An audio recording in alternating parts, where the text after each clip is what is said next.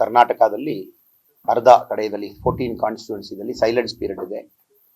ನಾಳೆ 14 ಕಾನ್ಸ್ಟಿಟ್ಯೂನ್ಸಿ ಕೂಡ ಎಲೆಕ್ಷನ್ ಹೋಗ್ತಾ ಇದೆ. ಫೇಸ್ 1 ನಾವು ಶಿವಮೊಗ್ಗದಲ್ಲಿ ಇದ್ದೀವಿ. ಇದು ಫೇಸ್ 2ದಲ್ಲಿ ಮೇ 7ನೇ ತಾರೀಕು ಆಗುವ ಎಲೆಕ್ಷನ್ ಆಗುವ ಜಾಗದಲ್ಲಿ ಇದ್ದೀವಿ.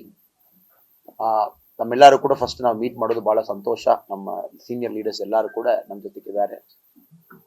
ಸೊ ಒಂದು ಕರ್ನಾಟಕ ಎಲೆಕ್ಷನ್ ಈ ಬಾರಿ ಯಾವಾಗಲೂ ಕೂಡ 2014, 2019 ಎರಡು ಟೈಮ್ನಲ್ಲಿ ಕೂಡ ನಮ್ಮ ಮೋದಿಜಿಯವರ ಮೇಲೆ ವಿಪರೀತ ಪ್ರೀತಿ ಇರುವ ಒಂದು ಸ್ಟೇಟ್ ಇದು.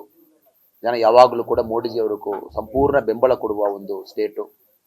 ಅದು ಲೋಕಸಭಾ ಎಲೆಕ್ಷನ್ನಲ್ಲಿ ಕಂಪ್ಲೀಟ್ ಆಲ್ಮೋಸ್ಟ್ ಸ್ವೀಪೇ ಕರ್ನಾಟಕದಲ್ಲಿ ಕೊಟ್ಕೊಂಡು ಬಂದಿದ್ದಾರೆ. ಕಳೆದ ಬಾರಿ 2019ನಲ್ಲಿ ಕೂಡ 28 ಸೀಟ್ನಲ್ಲಿ 25 ಕರ್ನಾಟಕದಲ್ಲಿ ನಮ್ಮ ಮೋದಿ ಅವ್ರಿಗೆಲ್ಲ ಜನ ಕೊಟ್ಟಿದ್ರು. ಈ ಬಾರಿ ಕೂಡ ನಮಗೆ ದೊಡ್ಡ ಒಂದು ಕಾನ್ಫಿಡೆನ್ಸ್ ಇದೆ. ಒಂದು ದೊಡ್ಡ ಒಂದು ಸ್ವೀಪ್ ಕರ್ನಾಟಕ ಹೋಗ್ತಾ ಇದೆ. ಅದು ಪರ್ಟಿಕ್ಯುಲರ್ಲಿ ಶಿವಮೊಗ್ಗದಲ್ಲಿ ಇಲ್ಲಿರುವ ನಮ್ಮ ಕ್ಯಾಂಡಿಡೇಟ್ 3 ಟೈಮ್ ಸಿಟ್ಟಿಂಗ್ MP ಆಗಿರುವ ಒಂದು ಕ್ಯಾಂಡಿಡೇಟು, ಒಳ್ಳೆ ಕೆಲಸ ಮಾಡಿರುವ ಒಂದು ಕ್ಯಾಂಡಿಡೇಟು. ಅವ್ರಿಗೋಸ್ಕರ ಪ್ರಚಾರಕ್ಕೆ ನಿನ್ನೆ ಬಂದಿದ್ದೀವಿ. ಭದ್ರಾವತಿ ಇರ್ಬೋದು, ಶಿವಮೊಗ್ಗ ಇರ್ಬೋದು, ಆಮೇಲೆ ಬೇರೆ ಬೇರೆ ಕಡೆಯಲ್ಲಿ ನಮ್ಮ ಪಬ್ಲಿಕ್ ಸಂಪರ್ಕ ಇರ್ಬೋದು, ಎಲ್ಲ ಕಡೆಯಲ್ಲಿ ಕೂಡ ನಮಗೊಂದು ಕ್ಲಿಯರ್ ಕಟ್ ಒಂದು ಫೀಲಿಂಗ್ ಬರ್ತಾ ಇದೆ.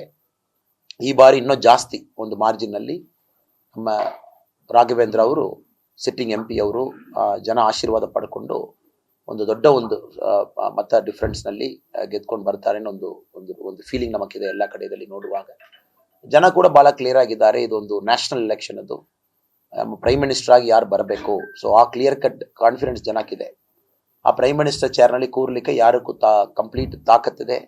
ಹೂ is eligible to become the prime minister. So ಈ ಕ್ರೈಟೀರಿಯಾ ನೋಡುವಾಗ ಇದು ಆಲ್ಮೋಸ್ಟ್ ಬಂದು ಅಪೋಸಿಷನ್ನಲ್ಲಿ ಎಷ್ಟೋ ಪಾರ್ಟಿ ಒಟ್ಟು ಸೇರಿದಾರ ಕೂಡ ಅವರಲ್ಲಿ ಒಂದು ಕ್ಲಿಯರ್ ಕಟ್ ನರೇಟಿವ್, ಅವ್ರು ನಮ್ಮ ದೇಶಕ್ಕೆ ನೆಕ್ಸ್ಟ್ 25 ಇಯರ್ಸ್ ಏನು ವಿಷನ್ ಪ್ಲಾನ್ ಇಟ್ಕೊಂಡಿದ್ದಾರೆ ಅದೆಲ್ಲ ಬಿಟ್ಟು ಅವರಲ್ಲಿ ಇರುವ ಪ್ರೈಮ್ ಮಿನಿಸ್ಟರ್ ಕ್ಯಾಂಡಿಡೇಟ್ ಯಾರು, ಇದು ಏನು ಕೂಡ ಫೇಸ್ 2 ಇವತ್ತು ಎಂಡ್ ಆಗ್ತಾ ಇದೆ.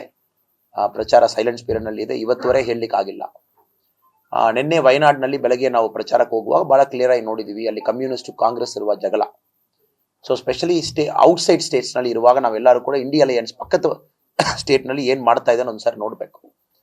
ಸೊ ಕೇರಳದಲ್ಲಿ ಫೈಟ್ ಯಾವ ಥರ ಇದೆ, ಅಲ್ಲಿರುವ ಚೀಫ್ ಮಿನಿಸ್ಟರ್ ಸನ್ಮಾನ್ಯ ವಿಜಯನ್ ಅವರು ರಾಹುಲ್ ಗಾಂಧಿ ಅವರು ಯಾಕೆ ಅರೆಸ್ಟ್ ಮಾಡಿಲ್ಲ ಅಂತ ಅವರು ಹೇಳ್ತಾ ಇದ್ದಾರೆ. ರಾಹುಲ್ ಗಾಂಧಿ ಅವರು ಅಲ್ಲಿ ಕೇರಳ ಮುಖ್ಯಮಂತ್ರಿ ವಿಜಯನ್ ಅವರು ಯಾಕೆ ಅರೆಸ್ಟ್ ಆಗಿಲ್ಲ ಅಂತ ಅವರು ಹೇಳ್ತಾ ಇದ್ದಾರೆ.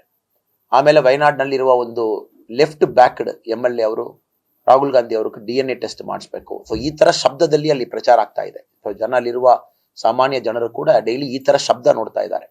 ಅವರೊಳಗಡೆ ಆಗುವ ಜಗಳ, ಬಿಲೋ ದ ಬೆಲ್ಟ್ ಕಮೆಂಟು, ಅವರೆಲ್ಲ ಕೂಡ the power hungry, the power ಗ್ರೀಡಿನ್ ಹೇಳ್ತಾರೆ. ಏನೋ ಒಂದು ಮಾಡಿ ಪವರ್ನಲ್ಲಿ ಕೂರ್ಬೇಕು. ಆಮೇಲೆ ತೆಲಂಗಾಣ CM ರೇವಂತ್ ರೆಡ್ಡಿ ಅವರು ಉದಯನಿಧಿ ಸ್ಟಾಲಿನ್ ಮೇಲೆ ಕ್ರಮ ತಗೊಳ್ಬೇಕು, ಸನಾತನ ಧರ್ಮ ಬಗ್ಗೆ ತಪ್ಪಾಗಿ ಹೇಳಿದರು, ಈ ತರ ಅವರು ಶುರು ಮಾಡಿದ್ದಾರೆ.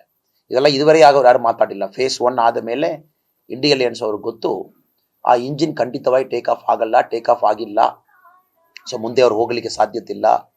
ಫೇಸ್ 1ನಲ್ಲಿ ಯಾವಾಗಲೂ ಕೂಡ ಇವರೊಂದು ನೆರೆಟಿವ್ ಸೆಟ್ ಮಾಡಿದ್ರು. ಅದು ಕಾಂಗ್ರೆಸ್ ಪರವಾಗಿರುವ ಫೇಸ್ 1. ಬಟ್ ಅದರಲ್ಲಿ ಕೂಡ ಈ ಬಾರಿ NDA ಕಳೆದ ಬಾರಿ ಎಷ್ಟು ಗೆದ್ದಿದ್ದೀವಿ, ಅದರ ಕರ್ನಾಟಕದಲ್ಲಿ ಕೂಡ ಡಿಫ್ರೆಂಟ್ ಇಲ್ಲ. ಕರ್ನಾಟಕದಲ್ಲಿ ನಾವೆಲ್ಲ ಕೂಡ ಪೇಪರ್ದಲ್ಲಿ, ಟಿವಿದಲ್ಲಿ ಲಾಸ್ಟ್ 4-5 ಡೇಸ್ ಈ ಸ್ಟೇಟ್ನಲ್ಲಿ ನೋಡ್ತಾ ಇದ್ದೀವಿ. ಸೊ ಪ್ರಧಾನ ಮಂತ್ರಿ ಮೋದಿಜಿ ಅವರ ಮೇಲೆ ಬಿಲೋ ದ ಬೆಲ್ಟ್ ಕಮೆಂಟು, ಬಹಳ ನಾಚಿಕೆಯ ಮಾತು, ಇದೆಲ್ಲ ಕೂಡ ಕರ್ನಾಟಕದಲ್ಲಿ ಲೀಡರ್ ಶುರು ಮಾಡಿದ್ದಾರೆ. ಇದೆಲ್ಲ ಕೂಡ ಜನ ನೋಡ್ತಾ ಇದ್ದಾರೆ. ವೋಟರ್ಸ್ ಬಹಳ ಇಂಟೆಲಿಜೆಂಟ್ ಇದ್ದಾರೆ, ಬಹಳ ಸೆನ್ಸಿಟಿವ್ ಇದ್ದಾರೆ. ಇದೆಲ್ಲ ಕೂಡ ನೋಡ್ತಾ ಇದ್ದಾರೆ. ಪ್ರಧಾನ ಮಂತ್ರಿಗೂ ಗೌರವಲ್ಲಿ ಕೊಡ್ತಾ ಇಲ್ಲ, ನರೇಟಿವ್ ಬಹಳ ಸುಳ್ಳು ಹೇಳ್ತಾ ಇದ್ದಾರೆ. ಸೊ ಇದೆಲ್ಲ ಕೂಡ ಜನ ಈ ಬಾರಿ ಕೂಡ ಕರ್ನಾಟಕದಲ್ಲಿ 28 ಔಟ್ ಆಫ್ 28 ಒಂದು ಕ್ಲೀನ್ ಸ್ವೀಪ್ ಕೊಡ್ಲಿಕ್ಕೆ ರೆಡಿ ಆಗಿದ್ದಾರೇನೋ ನಮಗೆ ಕಾಣ್ತಾ ಇದೆ ಲಾಸ್ಟ್ 4-5 ಡೇಸ್. ನ್ಯೂಸ್ ಫಸ್ಟ್ ನಿರ್ಭೀತಿಯಿಂದ ನಿಮ್ಮ ಪರವಾಗಿ.